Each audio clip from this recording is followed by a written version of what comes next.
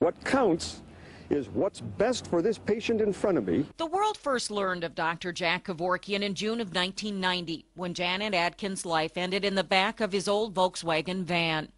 The 54-year-old woman from Oregon was the first to die with Kevorkian's suicide machine, a contraption that, when a button is pushed, releases a lethal mix of drugs into the patient's system.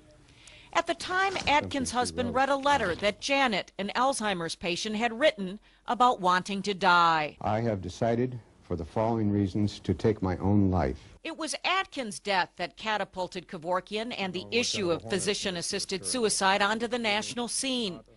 We had met Dr. Kevorkian nearly a year earlier when he came to Action News to talk about what he saw as a terminally ill patient's right to die. There's no way a person can suffer this way. It's the calmest way to die, and the most dignified because it can be done in anyone's home. Over the next years, there would be dozens more patients and a number of court cases pointing out the lack of legislation concerning assisted suicide. Kevorkian became known nationwide as Dr. Death. He and his flamboyant attorney, Jeffrey Feiger, demonstrated a flair for drama. Once Kevorkian showed up for court in a powdered wig.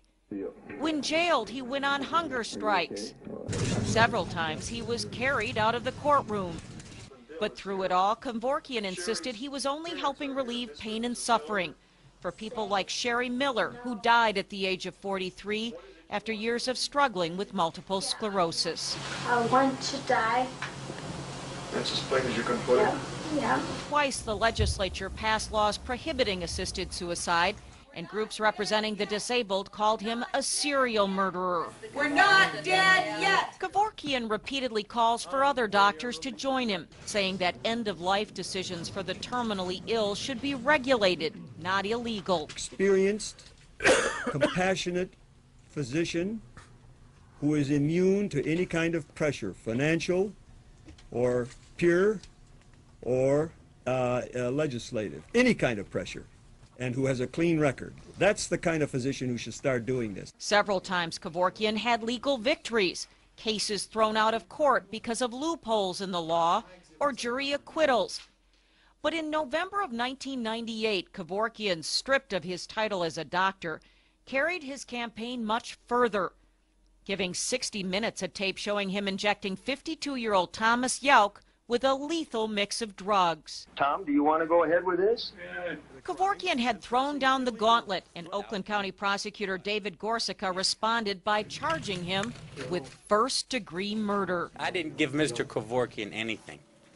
He brought it upon himself. I am following the law as I am required to do. Just look at it.